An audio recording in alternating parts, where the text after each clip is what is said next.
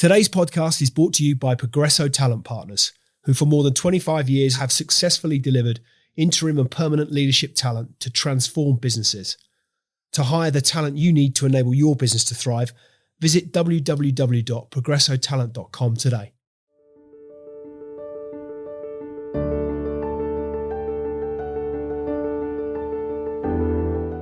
William Reeve is CEO of Goodlord.co, non-exec chairman of Nutmeg and non-exec director at Dunelm plc. He is a serial entrepreneur who co-founded Fletcher Research, LOVEFiLM and Secret Escapes, as well as an experienced angel investor. He has previously served in a number of the leading internet businesses in the UK and Ireland as a founder, in an operating role, in a non-executive role, as an investor, or sometimes a combination of the above. So what's the story behind the story? Without further ado, let's get into it.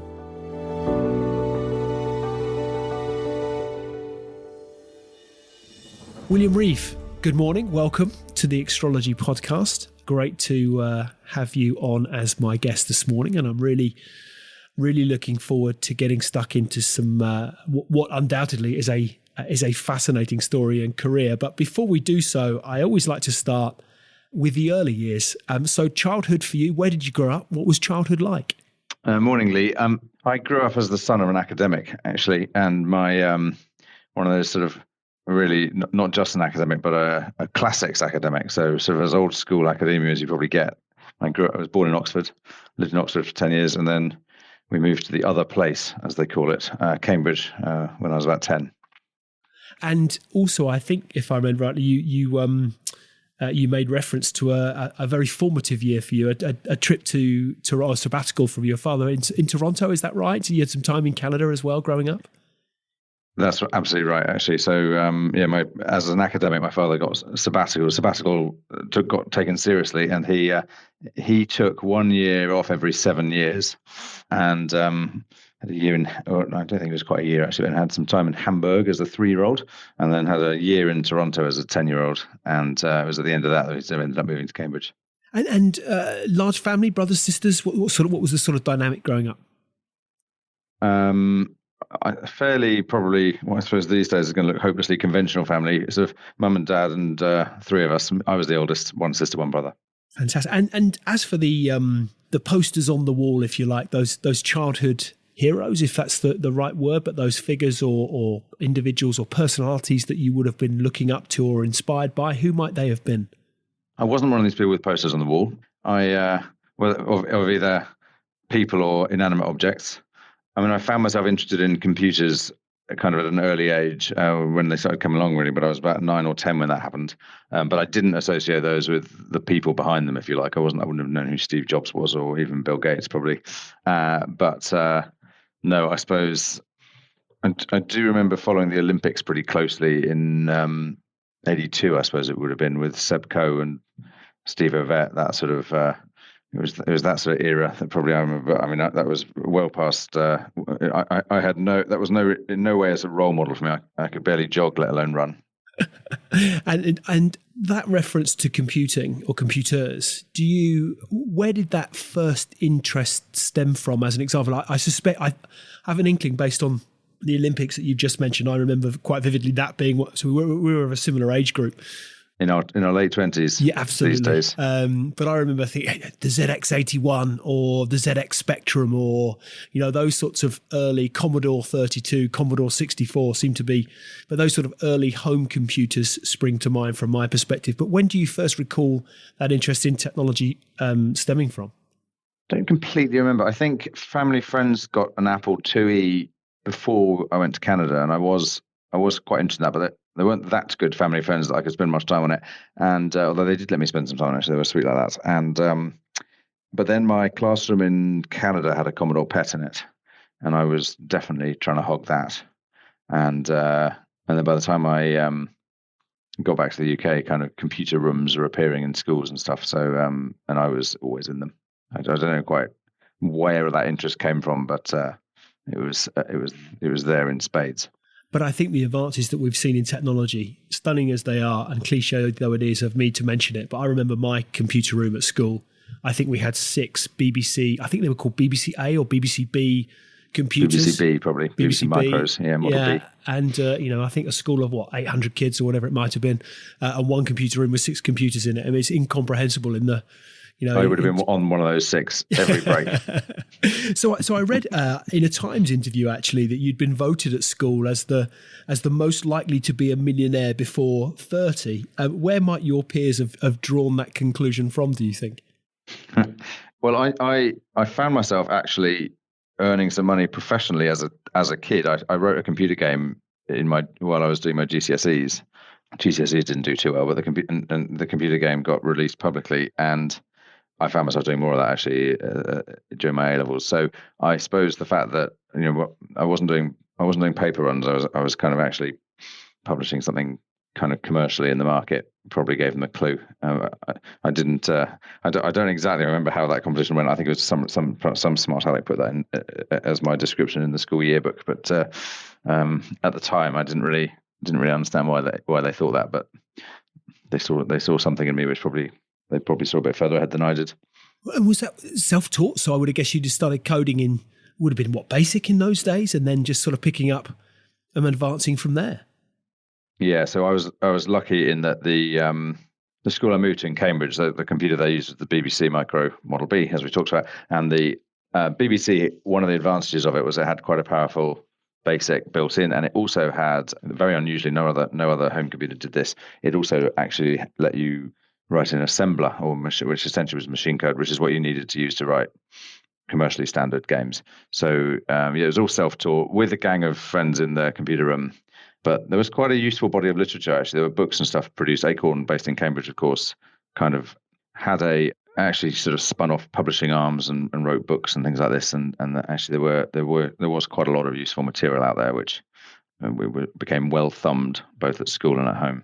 And where had the idea for the game come? I'm trying to think back to games that I would have played, Street Fighter. That would have been perhaps Track and Field was one that I used to love because I always loved my sport. But there were the basic kind of Space Invaders type of games and Galaxy, and these are names I'm plucking from obscurity, I'm sure. But where did the inspiration come from for those games from your perspective?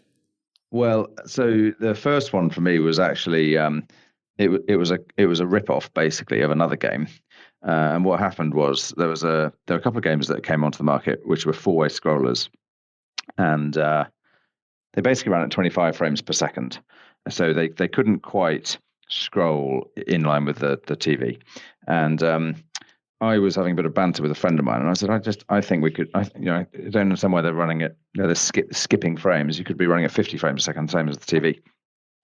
And he said, well, I don't think the computers are fast enough to do that, are they? And anyway, the next thing you know, I was like, well, I think I've figured out a way of doing the scrolling at 50 frames a second. And then we sort of goaded each other into, well, we could probably write a game then which is twice as fast as all these other ones. And that's what ended up happening. And we copied one of the other ones and added a few innovations of our own. What we didn't realize, or weren't thinking through at the time, was that there was a reason why all these other games ran at that speed. It was playable, and our game was too fast to be playable. But it took me a few years of hindsight before I learned that lesson. What do you think you learned from that early experience? I think one of the things I learned, the games are the stuff that I sort of was proudest of, but actually they weren't the only stuff. And there were a couple of things we did at school that didn't ever quite see the commercial light of day, but were up there. And the one of the lessons for me was, even as school kids, you can compete with the best in the market. And as I say, even that first experience of looking at a very successful game and going, we can do better than that. And some of the stuff we did at school was essentially one of the tools that a lot of us sort of professional or semi-professional coders use was a chip that you could buy, a software program you could buy on a chip, which everybody used. It was called Computer Concepts Disk Doctor. Everybody used it. It was a sort of little toolbox that would help you do all sorts of things. And we were just like, it's got a couple of bugs in it, and it doesn't support some of the latest things. And let's write our own. We can do better than this. And we ended up building an even better version of Disk Doctor than Disk Doctor. And I think that was a useful lesson for me, because there probably would have been a tendency to think, you're only a school kid. You will let your standards can be a bit lower. Nobody's expecting you to compete with the professionals. And actually, we very much realised, no, the best is not yet good enough, and we can do better. Did you have was there a teacher or an adult figure, mentor, someone who gave you that inspiration or gave you a push, a shove, guidance, whatever it might? Was there that figure? One of the things I was very grateful for, it's nice to have an opportunity to talk about it, they and it actually, is that at my school, the computer club had some alums, Kim and Neil Spence-Jones, who had set up a local computer company and who made it their business to actually kind of stay close to the school, and they kind of almost they sort of mentored us in the computer club, and they ended up hiring some of the guys from school, both in summers and when they left school. But Kim Spence-Jones in particular took an interest, and he was something of a sort of role model character, and that was partly where I suppose we got our kind of the high bar from, because you could hit the stuff he was producing was technically some of the best stuff in the market, and he just expected that those of us who kind of knew our way around would be able to operate at that level. And in terms of your kind of progress, if you like, from an academic perspective, I was fascinated to read, particularly given what you've just described, that you read engineering, economics and management at Oxford. Was there ever a sense that you might bypass university and jump straight into, having gotten a taste for earning a few quid and seeing that actually creating something that would subsequently sell, I would imagine, was a source of, there's an element of, there's a buzz that comes from that, perhaps, if this is the right turn of phrase. Was there ever a sense that you might have gone down that sort of route? Yeah, so actually, although I made some money as selling my computer game as a teenager, it wasn't very much money. It certainly wasn't enough that had me kind of. I didn't think very commercially about that. I didn't know what my parents earned, and I didn't really know, what jobs were worth, things like that. So, but at the same time, I kind of knew it wasn't enough to kind of walk off into the sunset with. But at the same time, I think for one reason or another, I suppose perhaps just having grown up in an academic family, perhaps being at a school in Cambridge, which actually there were a lot of very smart kids. There were a lot of people who wanted to go to the best universities they could. Oxford and Cambridge among them.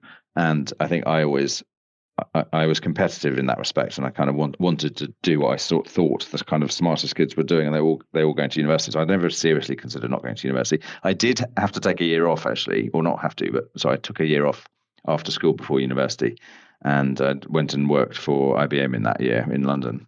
But even then, I never seriously thought of that as why I actually don't need to go to university, do I? I was always really excited to go to university. Was really thrilled to get into Oxford University, and knew I'd enjoy it, did enjoy it. And so actually have never had a scintilla of sort of second thoughts about what was the point of university? Why did I go to university at all, actually? Though as it happens, my sister didn't go to university, and she's turned out all right. And I was the only one in the family to kind of follow I suppose sounds like a conventional track there, but yeah, for me that was always something I wanted to do if I could.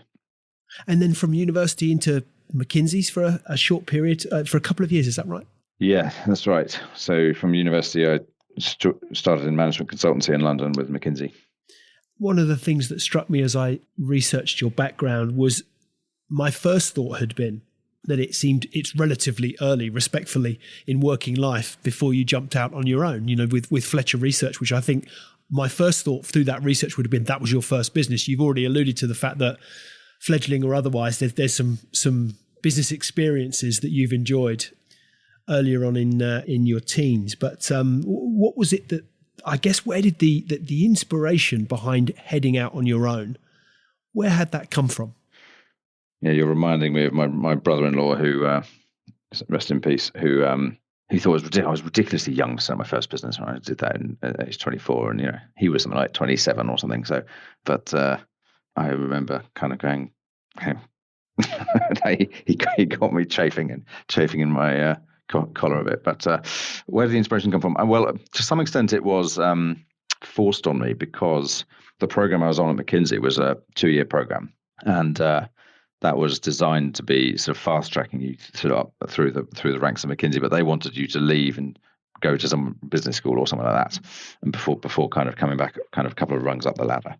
And their sense, understandably, I think at that point, although it has changed a little since, was that you're not going to be an effective management consultant advising kind of captains of industry if you've just popped straight out of college and a few years later sort of appeared at the top of a place like McKinsey. So they wanted people to gain a bit more experience, or at least formal business education. So that forced the question of, well, what am I going to do next? And I did fancy business school, actually, but the business schools were so competitive to get into, and you found yourself facing a quota system where, as a sort of pale male Oxbridge, London McKinsey person, there were probably 20 of us trying to go. We were probably up against a quota of one place at the top 2 or 3 business schools, and it's just like I have too much respect for my peers at McKinsey, never mind the other management consulting firms, to kind of not want to consider my other options. So I knew I needed to think of something else, and at the same time, I think I remember a bit of a penny dropping in my last year at university when I was applying for management consulting jobs, which I saw as good jobs, some of the best jobs on offer for graduates, and they paid what seemed like quite a lot of money, and they paid probably second only to the investment banks and things. The likes of Google and stuff didn't exist back then. And I remember figuring out or learning what plumbers made and going, hang on, plumbers make quite a lot more than I'm likely to make as a management consultant for quite a while. I, to be fair, I probably wasn't qualified to be a plumber, so maybe there was some justice in that. But I also thought that the consultancies were sort of pitching themselves as, paying pretty competitively, and you're going to start a pretty sort of well-paid business career. And I thought, the plumbers are missing through. They're not pitching that way. And why? Anyway, how come the plumbers are making quite a lot more money than these supposedly well-remunerated sort of business jobs? And it was that had me going. I suppose it's because it's their own gig, isn't it? Their own business, and that had me. That started a thought process, which is probably at some point in the future, that's probably if I want to make some money, that's probably the better way of doing it. So that, combined with being forced to walk along a plank, had me going, well, I better find some way of swimming when I get to the end of the plank. And my close friend Neil, who was also at McKinsey with me, and I was sharing a house with them as well, we're both in exactly the same predicament, both at the same point on the plank, and both going, how do you fancy jumping off together? And that sounded like a good idea. Let's do that. And then just the only thing left to figure out was, what the hell are we going to do? Pardon my language. So but we managed to find something to do, and that kind of gave us a launch plan. So we jumped off the plank together. And so, how did you get started with Fletcher Research? There's a bit of a story as to how you got started. Yeah, well, so Fletcher, as it turns out, all best, what is that wonderful Mike Tyson quote? Sort of, everybody has a plan until they get punched in the face. Yeah. Yes. We had a plan until it got blown out of the water about a month before we left McKinsey. We'd looked at a bunch of things, and we'd narrowed down, and we wanted to write a business newsletter for the football industry. That was the plan. And we'd sort of done quite a lot of planning for that, and sort of had a reasonable idea on how to do that and why that was a reasonable opportunity. And we'd spoken to a couple of people about that. And a month or so before we jumped off the plank, so to speak, we the very worst possible, from our point of view, competition launched, which was the team who was probably the best known team in the market, who actually were part of the FT group, left the FT group and announced they were setting up essentially the product we wanted to set up. And everybody knew they were, and they had the readers already, they had a reputation, they had all the connections, and we were like, bother. And but by that point we were committed. I think we probably already jumped off the plank at that point, so we were in midair when that happened. And that left us in a little bit of bother. But one of the guys we'd spoken to, Oliver Norbaum, rang us up and said, that's a bit of a blow, isn't it? But he said, tell you what, why don't we work together on producing a sort of one-off report about the football industry, instead, because there's definitely a piece of analysis to do. I've got some data that kind of could help, and you guys make a good job of this. So that's what happened. But we knew that it was only a one-off, and we knew that there wasn't going to be a business out of a one-off thing about the football industry. And so we're also frantically trying to go, then what happens? And it was in that first few weeks, actually, when we were on the one hand trying to write a football report, that we came up with the idea of also writing not just about football, but writing about the internet and doing research on the internet and the sort of impact that it was having in the corporate world in the UK, which I knew businesses in the US were doing that because from some work I'd done at McKinsey, and I knew that the UK companies wanted material like that, and nobody was providing it. So I knew there was an opportunity for that, and so we pretty quickly agreed actually right, football first, internet second, and of course that the internet had masses of opportunity for us, and we rapidly started producing a lot of material that companies wanted, and grew quickly from that. It strikes me there's a theme here around spotting trends. Whether that's computer gaming, whether that's the football industry would have been what 5 years or so into the Premier League and the introduction of Sky, and and the start of the if we look at the billions that have poured into the game in over the last 10 years in particular, but it would have been relatively. It was just on the eve of digital TV arriving. That was kind of why we wrote our report. It was so Sky had existed, the Premier League existed, but digital TV was going to, quote, revolutionize the sector. And, we were talking about having hundreds of channels. Nobody could imagine having hundreds of channels. And, but, that got you thinking, kind of, hang on, I mean, other football clubs all going to have their own channel. Like, how's this going to work? And is every match going to be televised? All these possibilities were just, people kind of, it was hard to kind of compute. People didn't have any understanding of that stuff. So that was what we were trying to talk about. But I think the theme, if anything, it would probably could uncharitably be described as copying people, because I do somewhat believe there's no new idea under the sun. I would agree with that. It's how you utilize those ideas, right? Or how you execute on ideas, or how you combine ideas. And I've always felt, whenever somebody comes up to me, it does happen a bit, and go, I've got some amazing new idea, I want to set a business up out of it. I'm always like, the idea is really worth nothing. It's the ability to do stuff with ideas that creates value. And yes, I think like computer game was inspired, I prefer to call it, by another game. The football stuff was essentially inspired. Well, I had learned at McKinsey about this whole industry of providing management research and reports and business intelligence, and so I knew that Neil knew the football space well, and I knew the research space well, and so again we sort of realised that actually the combination of those things didn't exist yet, and then this internet research idea was essentially copying half a dozen companies in the US, but none of them had quite got up and running in the UK yet, and then of course later in my career I found myself being inspired by a couple of other businesses, which again realised one could be inspired from in the UK, stroke shamelessly copy them in the UK. But it was still a relatively 97-ish sort of time, a relatively fledgling. The World Wide Web had been around since 89 was it when Sir Tim Berners-Lee first did his thing, but and in fact there's lots of other evidence to suggest it being used in other spaces prior, but as a commercial entity, it was a lot of talk around what it could be. There's all the sort of, but yeah, actually right. From a practical perspective at scale, it was yet to realise. Exactly. And just to put this in context, so McKinsey got internet into the building or sort of onto people's desks in about 96. And to have it as a consumer at home, it was very much dial-up kind of doing, doing, doing, all that sort of caper, taking over your only phone line in the house and on astonishingly slow connections. FreeServe came along as a pretty revolutionary ISP model back then, in that it was a free ISP, as they called it, which essentially wasn't really free. It just meant that you only paid for your local call. You paid just to be on the phone. You didn't pay anything on top of that.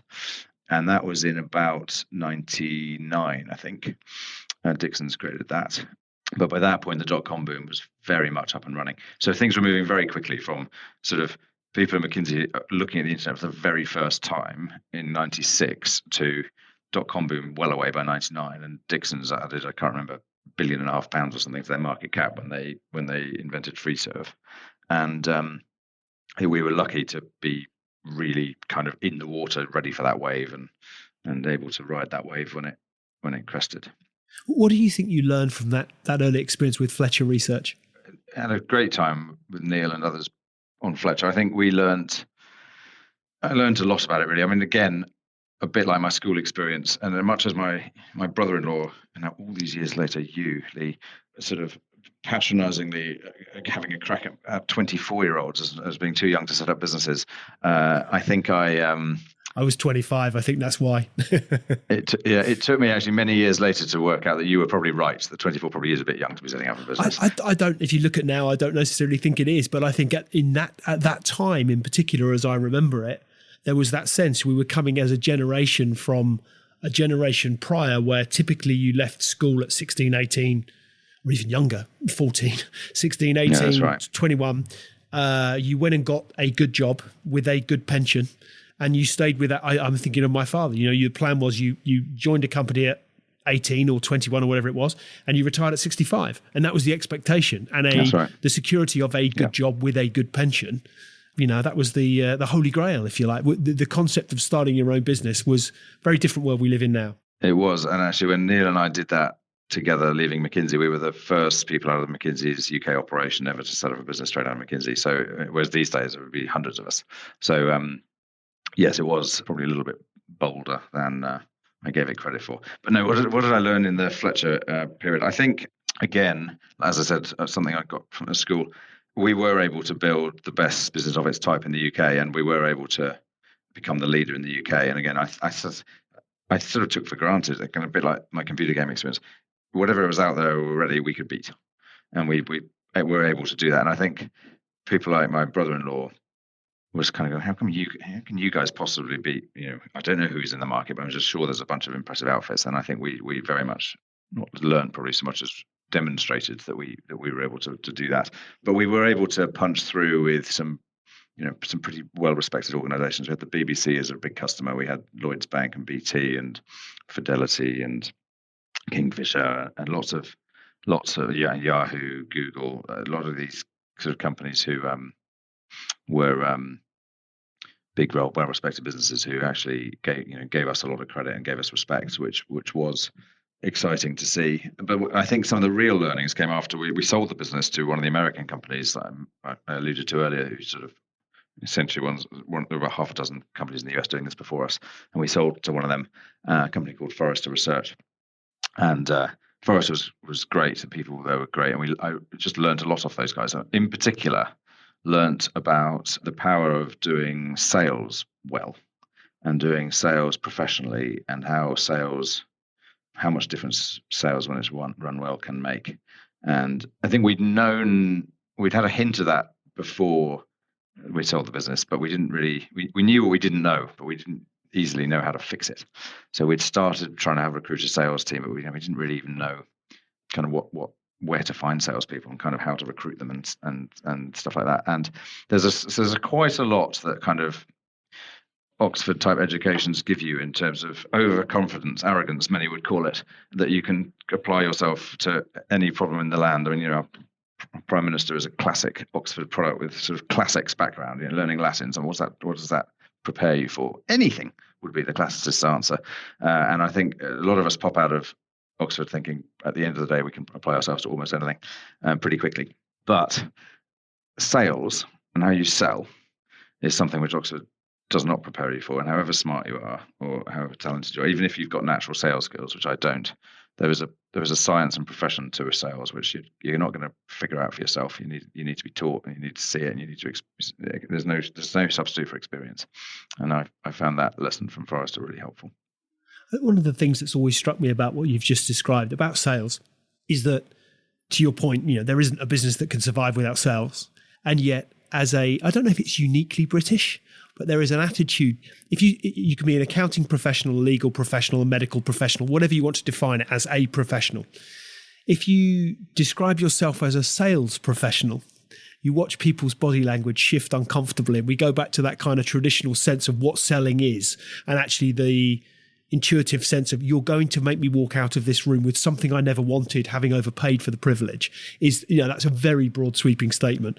But nonetheless, that tends to be, whereas if you go to the States, you can be, in my experience anyway, a sales professional is equally as comparable just to the other professions I've described. But in Britain, we have this sort of slight aversion to it, which is an interesting dynamic. It's a shame for us. Yeah, no, I completely agree. And I think much as I'm a passionate advocate for the kind of Oxford, Cambridge type educations, what they're not doing well is sort of breeding a respect for sales as a profession or as a skill, and that is a shame for the economy. Tell me about the. We jump forward to 2003, and you, I think, right, I'm saying at that time, co-founded Screen Select, and in just over 12 months, you became the UK's leading online DVD rental brand. To what do you attribute that success?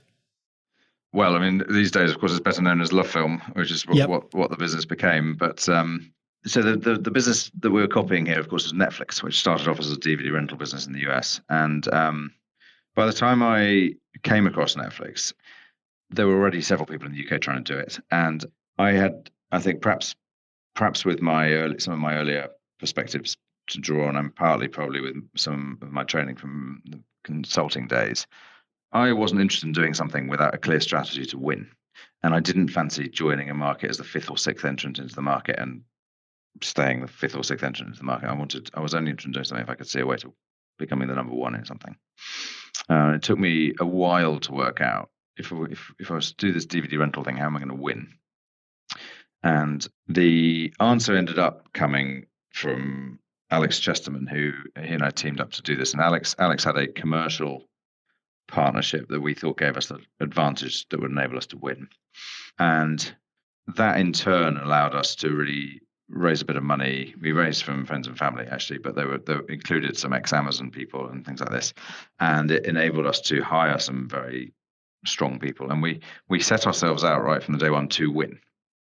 And we wanted to have the leading platform. We wanted to have the leading technology behind the platform. We wanted to have the most efficient platform. And as it turns out, that commercial partnership that Alex sort of negotiated turned out to be a big disappointment for us, and it didn't bring us anything like the amount of business that we anticipated. But I think the fact that what we had set up in the meantime was a business whose whole posture was, we're going to win, we're going to be the leader in this space, ended up seeing us through, and enabled us to start acquiring some of the other businesses, which is including the business with the LOVEFiLM name that we eventually used for the rest of the business. And it enabled us to hire some of the best technology guys in the space, and it enabled us to secure some of the best commercial partnerships in the industry. So even when Blockbuster launched a competitive product against us, and then Amazon launched a competitive product against us, all of which would have been pretty frightening if you told me about that back in 2003, we'd already kind of built the winner by then. And it was initially a mindset thing, but later it became an actual thing. What was it that convinced you that DVD rental was the direction of travel? Because I'm trying to, again, I'm scrambling back in the memory banks, but certainly Blockbuster would have been, I'd imagine at that time, 2003, the kind of the main go-to in terms of DVD rental or film rental. I mean, I guess the likes of Sky were starting to have more, there was more availability of film in the home, but typically it would have been, a year after the cinema release or whatever it might have been, you might get a chance to watch it, or maybe even longer, get a chance to watch it on your home TV. DVD was as I say, I would imagine that Blockbuster was still sort of on every high street, on every street corner. It was. What convinced you that, as I'm guessing sort of at what stage Netflix might have been at that point, but what convinced you that rental through the post was going to be the way forward? Well, actually, it came about slightly the other way around. I was running, I think, what was Europe's largest consumer technology research program in 2000, 2001 and 2002. And this was when the dot-com boom had turned into a big dot-com bust, and the IT industry was really suffering. And I was working at Forrester Research, this woman who was feeling a lot of pain because their customers were typically technology companies, and all of whom were really reining things in. So everything was red. Flashing red, dropping, falling, losing money. Not. I don't mean at Forrester. I mean more in the whole sector. And but as from the consumer point of view, we were doing research into what consumers are doing with technology all over Europe. There were two graphs that were just kept going up, black or green, I suppose, depending on your perspective. One was mobile phones. So mobile phones are really taking off back then. People were starting to get them. The adoption of mobile was really increasing. And I thought, well, there's must be a lot of opportunity in mobile phones. But my immediate next thought was, every man and their dog is going after mobile phones, aren't they? And how am I going to win in such competitive industry, which everybody is chasing. And then there was another graph which was shooting up almost as fast as mobile phones, and that was the graph of DVD usage. And those are really taking off as well. And I thought, that's interesting. Nobody's ever mentioned a DVD business.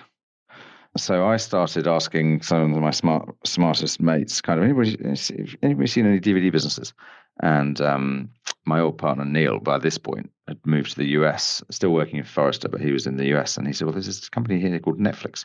And Netflix was doing DVDs, which I was like, okay, fair enough. Thank you for telling me about them.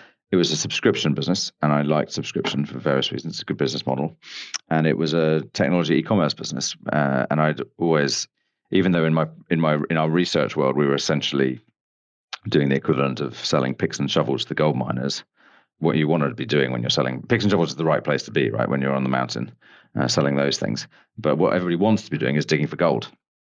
And I'd always had this thing of, I would love to be actually running an e-commerce business rather than writing about them. And so here was an e-commerce business with a subscription business model that was tapping into the boom for DVDs. Oh, perfect. That's kind of what got me excited about it. So the direction of travel, you mentioned LOVEFiLM, you had Screen Select and Video Island, and that merged with LOVEFiLM. Is that right? Yeah, so Video Island was one of the first businesses that we took over to consolidate the industry. We took over several more, actually.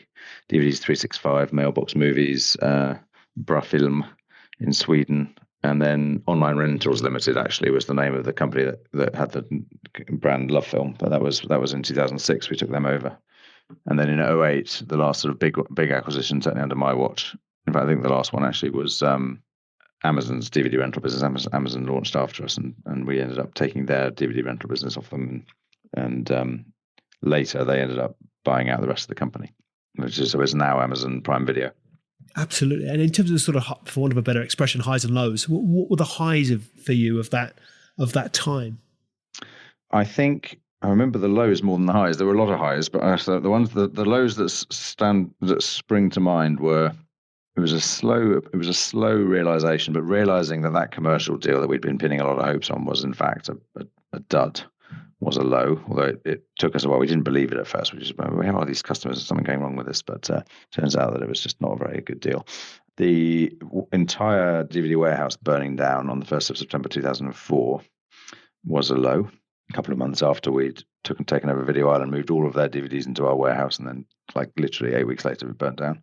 That was a low.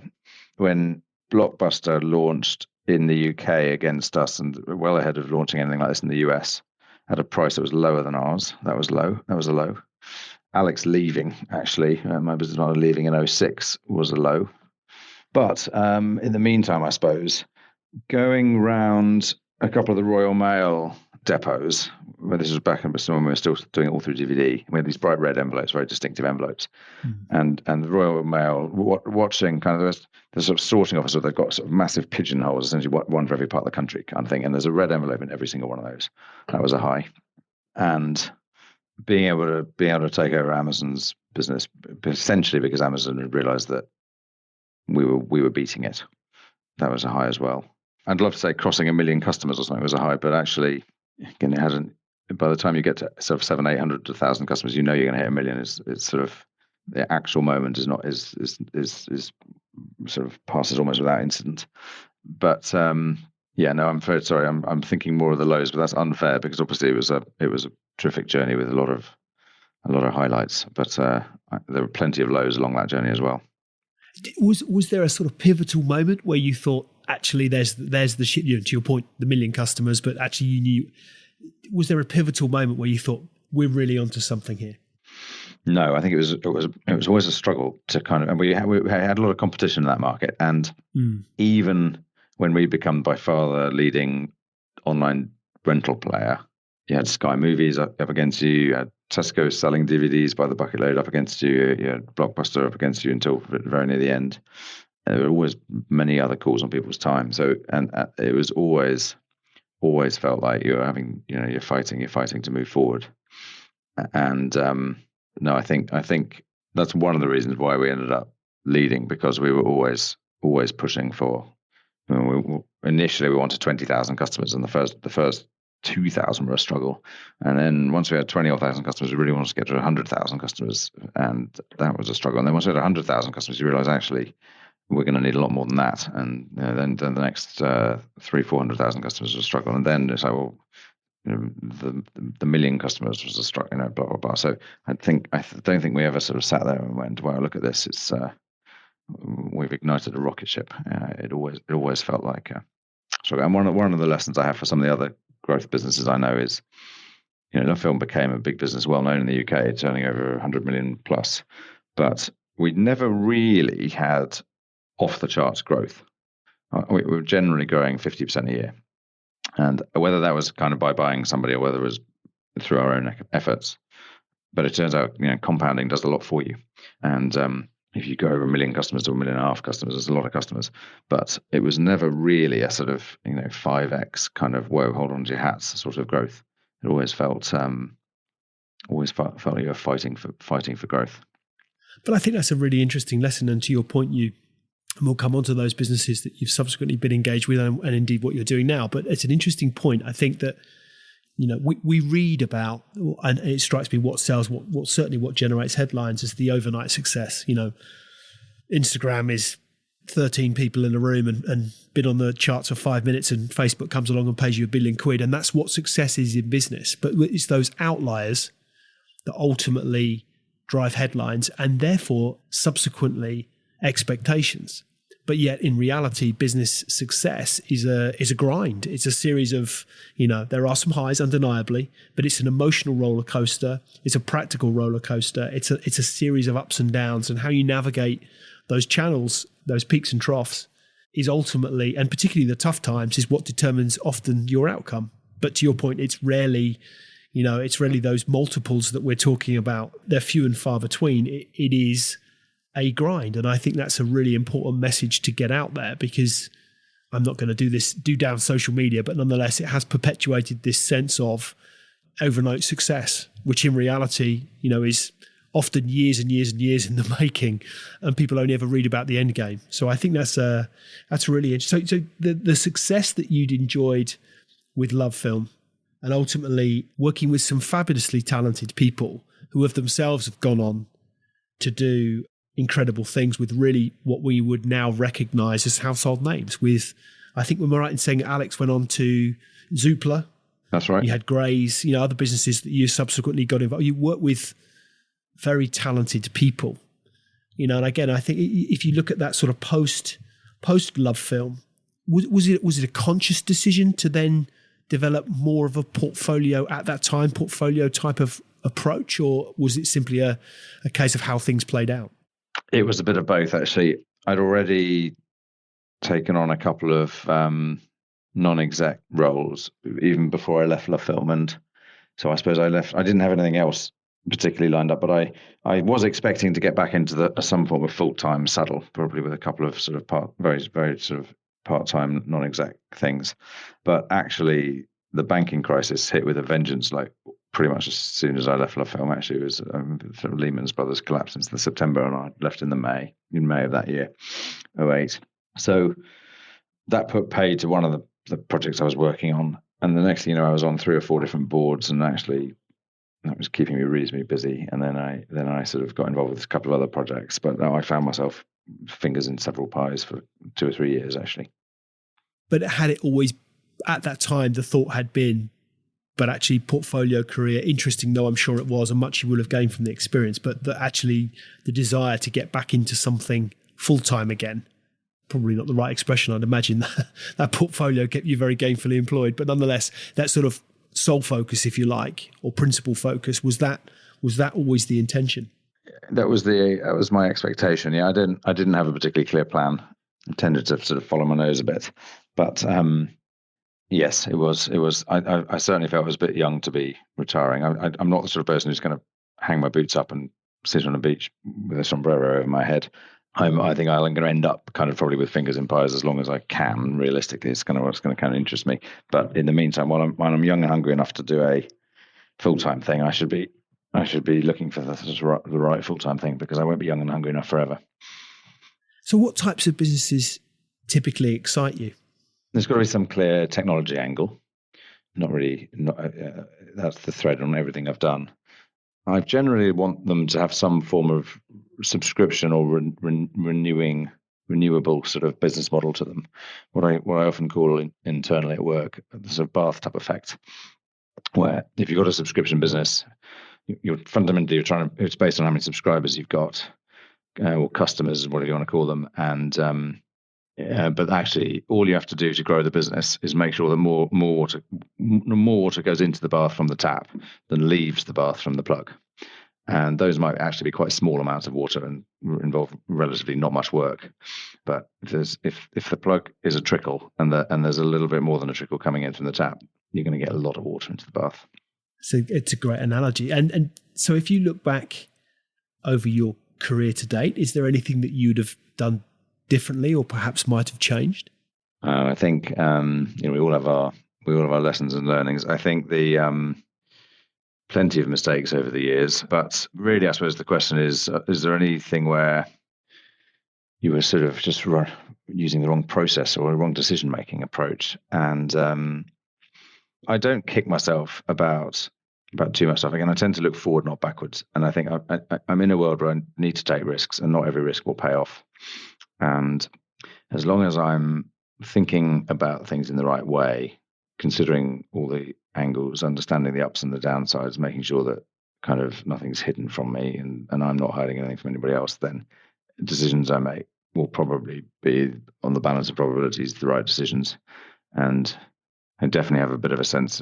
I think what they say about traders in the city is, even the best ones are only right 55% of the time. But if you're right 55% of the time, you're going to edge forwards. And I think I kind of work on that basis. So who do you admire?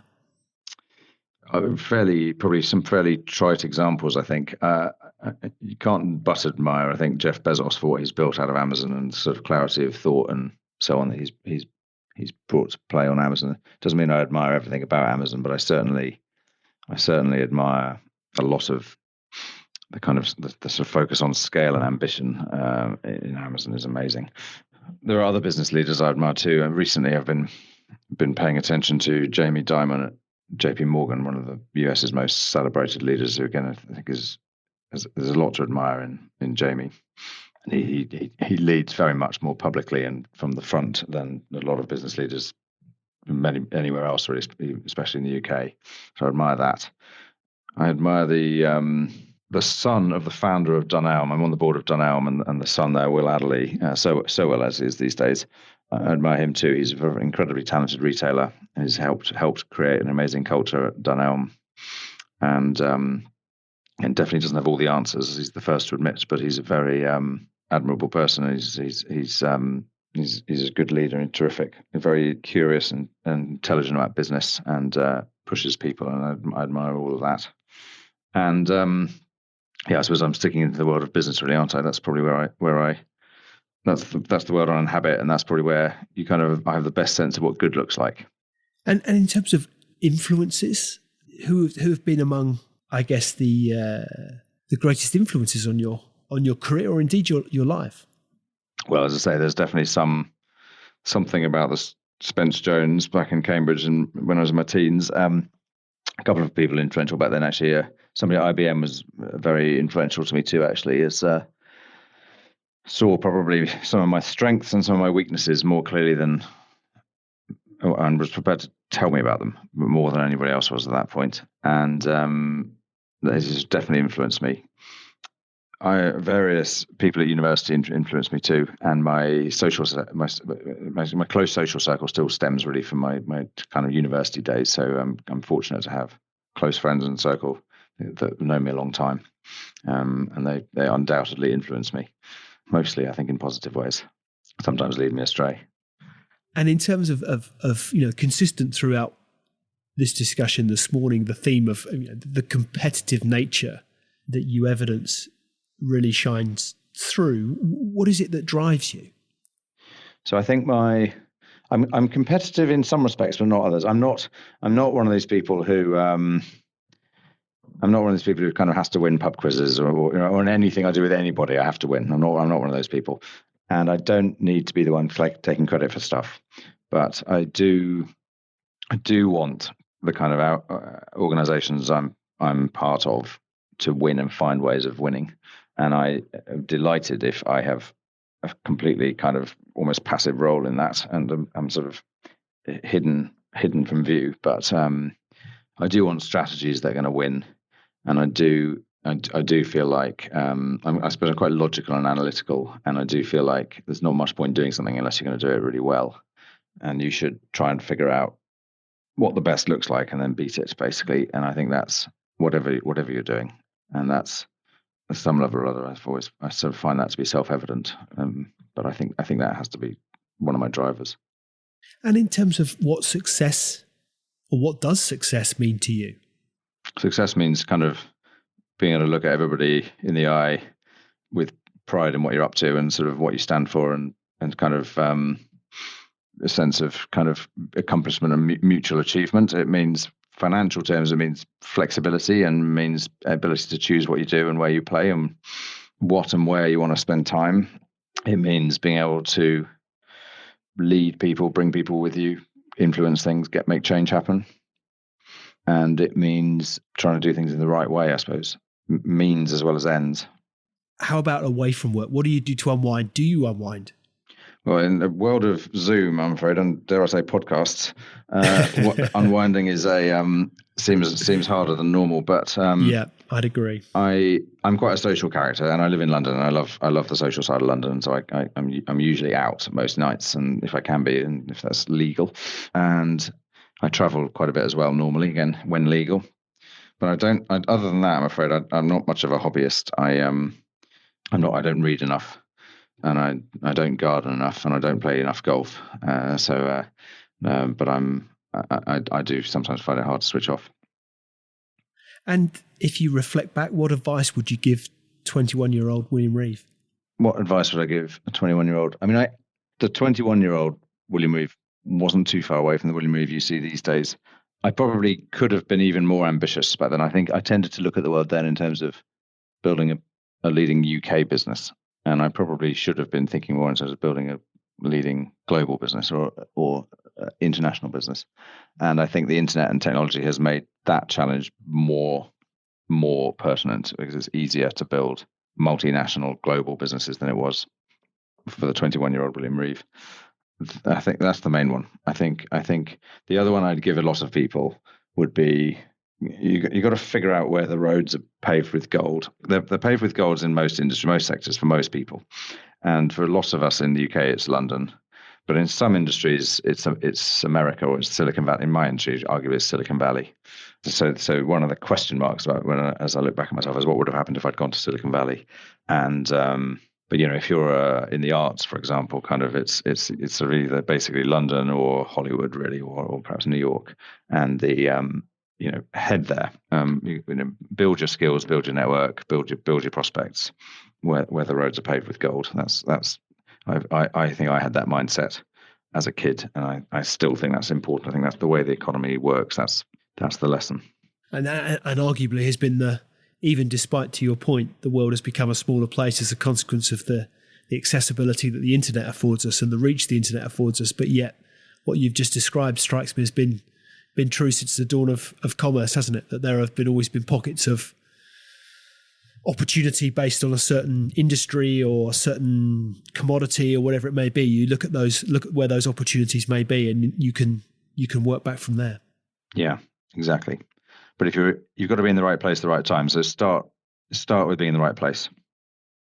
And so so you're very actively involved with Goodlord currently as chair, is that right? I mean, you're Chief Exec, beg your pardon. What was the appeal of Goodlord from your perspective? So Goodlord was, first of all, it was a business in the online property sector, which I knew a little bit, and sort of is an exciting sector. Secondly, it was this is, I suppose, the way it was described to me before I'd met anybody. It had a subscription business model at its heart. It's a software platform for the lettings industry, and we sell it as a software platform. You have to subscribe on an annual license. But then thirdly, once I met the people, was the people and the culture, and it was a very positive, can-do, talented sort of spirit and culture to the place. And that first met the company, I wasn't necessarily in the mood to commit to something, but actually I sort of got drawn in by the people I met. And do you think that's true of, again, a consistent theme through your career? You've worked with fabulously talented people. Is that ultimately what it's boiled down to? Is that sense of this is a like-minded group, maybe with different skills, maybe with different capabilities, but that actually as a consequence you become very, very capable and very powerful from what you can learn from each other? I think so. I mean, I think diversity is important too. You need, you can't be copies of each other. And my first business, where Neil and I were essentially sort of very, very kind of similar in outlook and training and education, kind of was a limitation for us.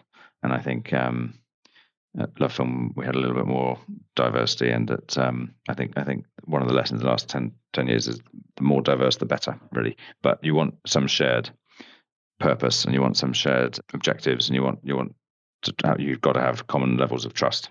And I think the kind of teams I've been involved with that I've enjoyed have all managed to achieve that combination. So what does the future look like for you, William? My crystal ball's never been that transparent, unfortunately. But Goodlord is on a mission to make the renting experience the best it can be, and we've got a lot still to do on that. Still got a business which isn't yet the standard way of letting in the UK. I want to fix that. I think it should be.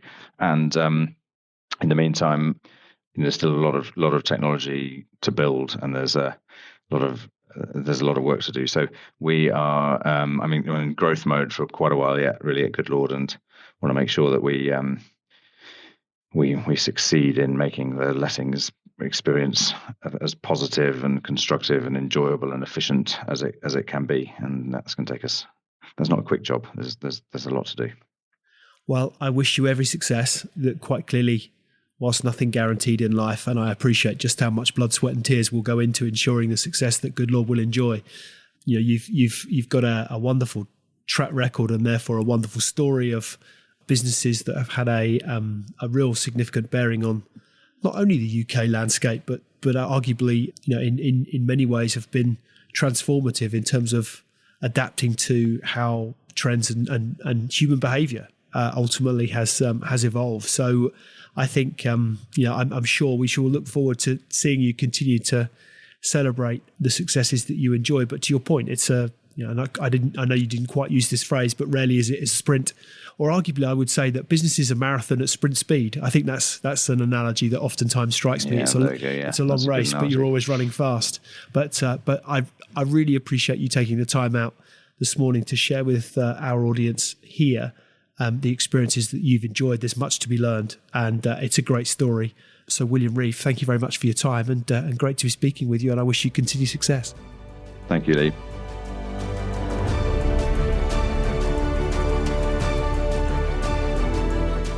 Hi, ladies and gentlemen. Thank you for listening to today's Extrology podcast. I really appreciate your audience and ears. If you've enjoyed it, then why not hop onto iTunes and give us a review?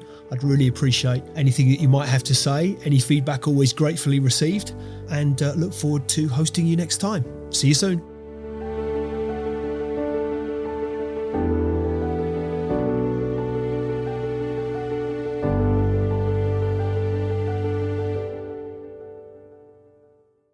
Just a reminder, today's podcast is brought to you by Progresso Talent Partners. Visit www.progressotalent.com today for more information.